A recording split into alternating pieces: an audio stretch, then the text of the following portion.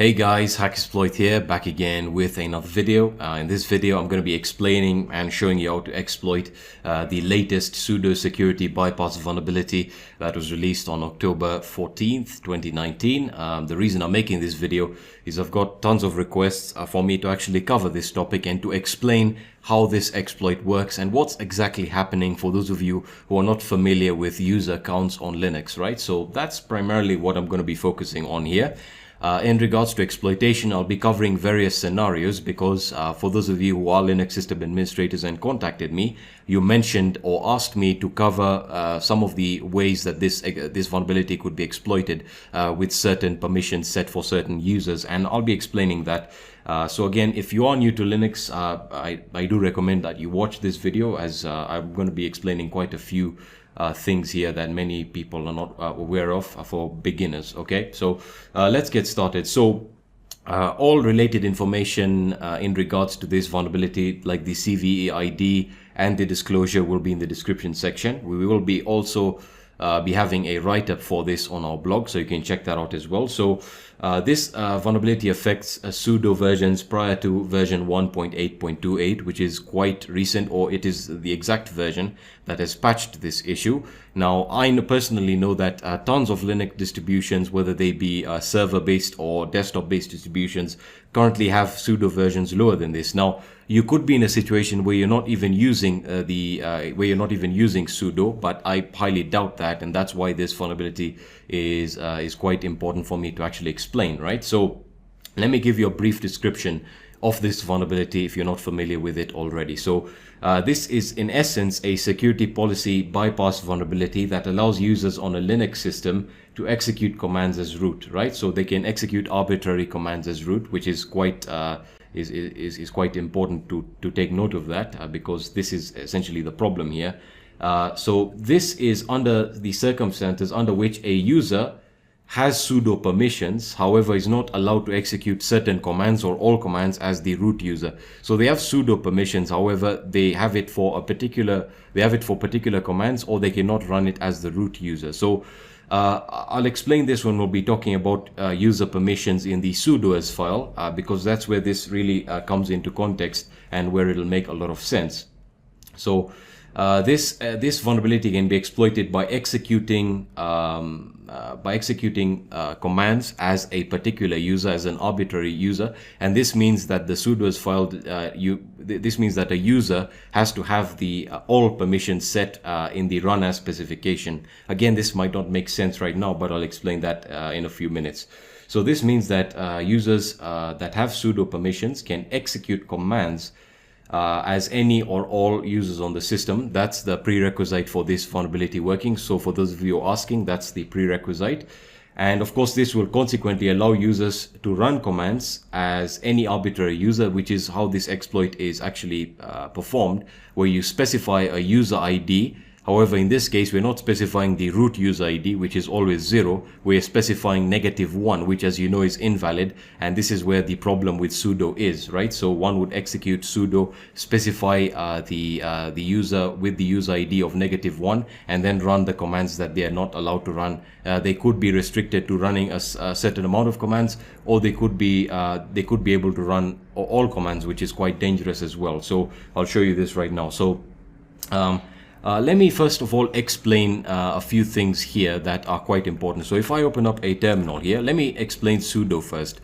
All right, so sudo is a command that allows you to run scripts or programs that require administrative privileges. So it stands for super user do. So for example, if I wanted to perform a task, or I wanted to type in a command that requires super user privileges, I would say sudo apt-get. For example, if I wanted to update my packages using the aptitude package manager, so I can say apt-get update, right? That's one way of doing it. Now, the other way of doing it that many of you might be accustomed to doing it is using the switch user into super user and then typing in your commands, right? So that's the other way of going about it. But sudo is the preferred way for many system administrators. So typically when working with sudo, not many people take notice of the versions, and yes, indeed there are versions of sudo if you aren't familiar with this. So again, sudo version, if we type that in, you can see that I'm currently running Ubuntu 18.04 LTS. And I updated my packages yesterday, and I still haven't received an update for the patched version here, so I'll be covering that in a second. Alright, so for the purpose of me demonstrating this and sort of explaining a few things, I'm going to be using an Ubuntu server I have running on my virtualization server, so I'll just SSH into that right now. And I believe the IP is 192.168.1.103. I'm going to hit enter. I'll just enter my password here, currently logging in as root. So there we are, I was able to log in here. So again, if I just enumerate my sudo version, and I have a lot of output related to this, so again I'll just grep and I'll just specify that I only want the version. So you can see this is Ubuntu version 16.04, long-term support as well, and this has the sudo version 1.8.16, which means it's also vulnerable to this vulnerability. So let me explain a few things with in regards to how user information and user accounts are stored on Linux. Alright, so each user account on Linux has a username. It has a unique identifier, also known as the UID, which is unique for every account and is very particular for specific types of accounts. I'll explain this in a second. You then have your group ID, which is denoted by GID. You then have the home directory for the user and the default shell that is going to be used by the user when they log in. Right now, all of this information is stored in the password file. The password file is it actually exists within the etc folder. So again, etc password, and if we just cat the contents of this file, you can see that the first user is going to be the root user. It's always going to be the root user, and then followed by any other accounts that you have on the system. Now, there's a few important things you need to take note of here.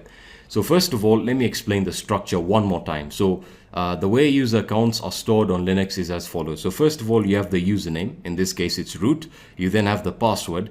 Now, in the password file, you can see that the passwords are all denoted by an X. The X means that these passwords are encrypted. And because all users on the system can access the password file, these passwords have to be stored in a different file called the shadow file, which can only be accessed by the root user, which I'll show you in a second. So you have the username, the encrypted password. You then have the user ID. Now, the user ID for the root account is always going to be 0. That's something very important to take into consideration here.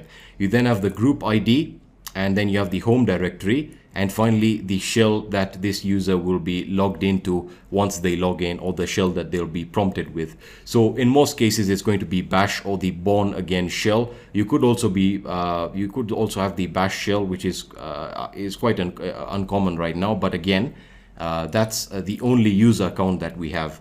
Now, you can see that we have other types of accounts here. Now, these other accounts are called system accounts. Right now, system accounts are primarily set up for services like web servers, databases, and their job is to sort of maintain the permissions and file ownership for these various services. I'm not going to go too deep into that, but one way of differentiating between user accounts that you can actually log into and system accounts that you cannot log into is by taking a look at the shell specification. In this case, let's take a look at one simple example here of the www data service, which you can see has the shell specified as user sbin no login, which means that you cannot log in as this account, which makes it a system account. Now, you can change this for users as well, and you can create various system accounts, but I'll explain how this differs and the convention for doing so. So if you take a look very clearly here at the system accounts, you can see that system accounts will typically have a user ID, unique identifier of greater than 0 but less than 1,000. And then user accounts, normal user accounts like Alexis or John or whatever, will have a user ID of 1,000 and above, right? Now, you can configure this to run the way you want, but the typical convention for this is like that. So the root user ID is 0, and then all system accounts have user ID of greater than 0, but less than 1,000. And now if we actually take a look at the shadow file, because I want to explain a few bit of information in regards to how passwords are stored. So again, I can say cat etc shadow, and let me open this up, and you can see again we're greeted by the root user as the first entry here. And this is in essence the structure. So you have the username and the password. Now this of course is a hashed password or an encrypted password, and you can get information in regards to the type of hashing algorithm used by taking a look at the number that is encapsulated by the dollar symbols here. In this case, the number is 6, which tells us that we are currently working with a hashed password that was hashed using the SHA-512 or SHA-512 hashing algorithm, which is quite strong and is pretty much the standard when it comes to Linux passwords being encrypted nowadays. You can also change that, but that's beyond the scope of this video. So I just wanted to explain that. Now, for the purpose of me explaining this or setting up a scenario for this, I'm going to create a user, and I'm going to say user add, and I will say the user is going to be called Alexis. So I'll specify the shell, and this is a standard user account, and I'll just say the username is going to be Alexis, right? And then I'll add a password for this user. So password Alexis, and I'll just int a password here. There we are. All right, so now if we take a look at the password file, you can see that we have the user Alexis at the bottom, and as I mentioned, the user ID is now set to 1000. So if we were to create another user account, you would see that the user ID would be 1001, and so on and so forth. So I hope that makes sense here.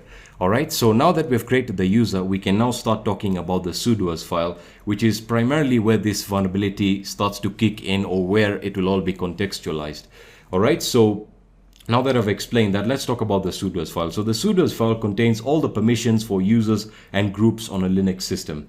It's found in the etc folder, and again, this file can only be edited or can be modified by the root user, which means you need root privileges, and again, a safe way of editing this file is by using the vsudo command.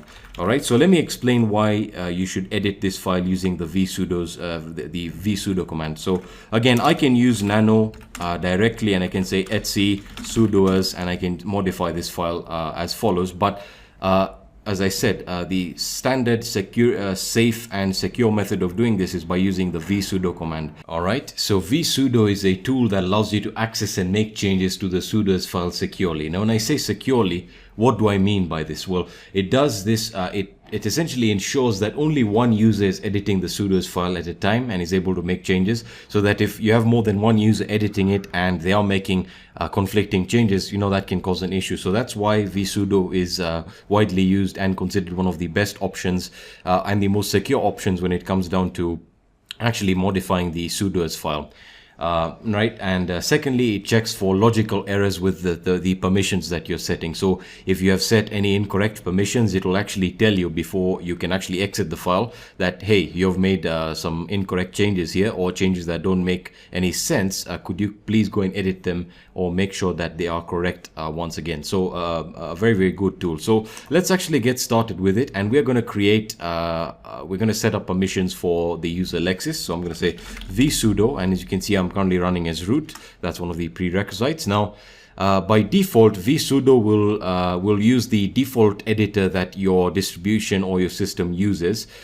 In my case, I'm using Ubuntu, so the default is going to be kept to nano. So you can also change that and use vim or vi if you want to use that. So that's totally up to you. So we want to go all the way down to user privilege specification, right? So this is where you specify user privileges for various users on the system. You can also specify user aliases and the command aliases that you want to use. If you have tons of commands that you are using and you want to sort of reduce the overhead when it comes down to assigning lots of permissions to lots of users. So that's one way of approaching that. All right, so let's talk about how permissions are set here. Now, one great example that you have with the Sudoers file is you have this option here and the root user privilege specification here. So you can see that the root user has all. So what does that mean, right? So this essentially means that the root user can execute from all hosts as all users from all groups and can run all commands. All right, so this is all hosts, and this right over here is the run as specification. So this means that the root user can run as all or any user on the system from any group, from all or any group, and can run all commands. Now that we understand that, we can actually start assigning permissions for Alexis. So I'm going to say Alexis all and we're going to say yes, you can run as all users except the root user. So I'm going to say except root, and I'm going to close this. And then after this, we can specify commands. Now, many of you or many system administrators will pretty much give the ability to run all commands. However, because I want to demonstrate that this exploit does work, so I'm going to say user bin ID, right? So that will allow us to show to run the ID command here. And remember, we've explicitly denied or refused this user from executing this command as the root user. That's something very important that you need to understand here. All right, now that we have said that, we can actually save this, and I'm going to exit, and now we can run the exploit for the first time, right? So if I say sudo, let me actually switch to Alexis here so we can run this exploit. So I'll go back into my home directory, and if I say sudo and I say sudo ID, I'm going to enter the password, you can see it's going to tell you, sorry, the user Alexis is not allowed to execute the ID command as root. So now that we know that, let me show you that this exploit does work. So to run the exploit, as I said, we say sudo and we specify the user. Remember, that is specific. We've given this user the ability to run as all users because we specified it in the run as section. We can now specify the username, but for this exploit to work, we need to specify the user ID. So normally what one would do is we'd say sudo user 0, user ID 0, which is the root user, and then I type in ID. You can see that this will fail, and it'll tell us the same thing. You cannot run it as root. Now the exploit is by changing this 0 to a -1, or you can use the unsigned number, which is it's a long number. I'll just leave it in the description section so you can check it out for yourself. So again, if we type in ID and hit enter, and I enter my password, you can see it tells us root. And that's very weird because, or that shouldn't be happening because this user is Alexis right over here. But after I run that command, you can see that given that's the only command I can run this the only command I can run, and I'm not supposed to run it as the root user. It gave us root. So that means that we can execute commands as the root user. So let me go back into the root user here, and I'm going to, I want to actually give you another scenario here. So let's say, or one of the examples that many people have been talking about is, let me just go back into the vsudo file, is using Vim and the fact that you can modify files or access files that you might not have been able to. So I can also use a command alias here. Let me show you how to use that as well. So I can say command alias, and I can give, sorry, that is an underscore here, alias, and I can say the command alias is going to be Vim, right? And I can say Vim is going to be equal to user bin vi, right? So I can specify the command alias here by just typing in Vim, and that's one of the great things about using command aliases. So that will essentially limit me to using this particular command. So I'll save this and I'll exit, and as you can see, vsudo doesn't give me any errors, so that means that those changes are accepted. So I'll go back into Alexis, and if I say sudo vi and I go into the root directory and I want to create a file called test.txt and I hit enter, you can see it's going to give me that same error. Right, so I cannot execute this command as the root user. So now if I change it out and I say sudo user, again, I can use any user ID I want. I can also specify my own user ID, however, that will not make any sense. So -1, and I hit enter, and there we are. So I can type in hello world, for example, and let me just quit, and you can see that I was able to write the changes and exit. So if I go back to root here, because I know I'll not be able to browse the directory, and I go to my home directory here, let me list all the files. You can see we have the test.txt file, and if I cat the output of the test.txt file, there you are. So you can see we were successfully able to use vi with sudo or root permissions, and we're able to write a file to the root home directory. So from this, you can obviously tell the power that this exploit has. Now let's take a look at the last scenario, which is the fact that the user is able to execute all commands, which is pretty much what a lot of sysadmins provide to users that require at least some flexibility with the commands in essence, or in regards to the users that they're able to run as. So I'm going to save this, and this might tell us that we have an unused command alias. That's perfectly fine. So we'll go back into Alexis here, and this time let's try and get a bash shell. Sorry. So I'll clear this out, and if I say sudo bash and I hit enter, there you are. It's going to tell us this user is not allowed to execute bin bash as root. So if I say now sudo user -1, sorry, -1, and I say bash, and I hit enter, and you can see I was able to get root access here. So this really tells you the power of this vulnerability and the fact that a lot of users on systems can abuse this, and I'm not saying that this might be the case with users on a system in a company, but again, it's something that you'll be finding very, very commonly, and I hope it's going to be used in many of the CTFs and hack the boxes, because with the configuration or the various scenarios that you can set up with the Sudoers file, there are tons of ways in which you can actually learn system permissions and exploitation that way. So that's pretty much what I wanted to show off, and again, I've pretty much shown you the various scenarios that this can be used with, and the limiting of commands. So again, the run as specification is pretty much where things where you can sort of lock down things. So again, you can specify the users that you want instead of using the old specification. And again, regardless of whether root or the sudo or the super user account cannot be used to execute a particular command, you can see that can be bypassed easily just by the fact that you have all permissions set in the run as specification. So that's pretty much all that I wanted to explain in this video. Let me know what you guys think about this exploit. Patching it is very simple. All you need to do is upgrade your packages and you should be good. Again, it affects versions prior to version 1.8.28. So yeah, that's pretty much it. Let me know if you have any comments, questions. Let me know in the comment section on my social networks, and I'll be seeing you in the next video. Peace.